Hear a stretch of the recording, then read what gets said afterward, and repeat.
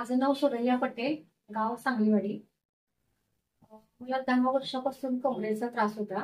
माझा डावा पाय खूप दुखत होता. परत मी इथे हिमांशू सरांना एकदा दाखवून घ्यावं मी आलो होतं. मला आधी तेव्हा चालता पण येत नव्हतं.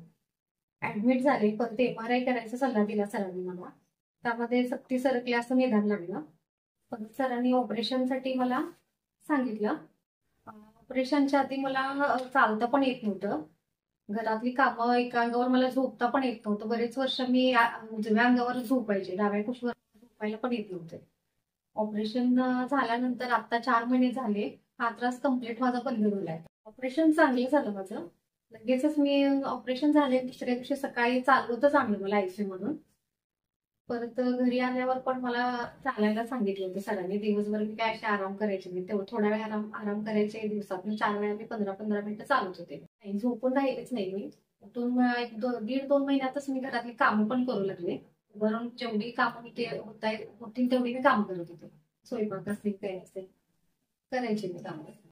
ऑपरेशन नंतर लगेच मी स्वतःच्या पायावर उभे राहिले, चालत पण आले. ऑपरेशन होऊन आता मला 4 महिने झाले.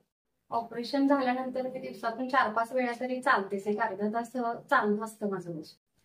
मणक्याच्या ऑपरेशनला घाबरणाऱ्या लोकांना मी एवढा सल्ला देईन की सगळे गैरसमज आहेत, लोकांच्या अफवा आहेत.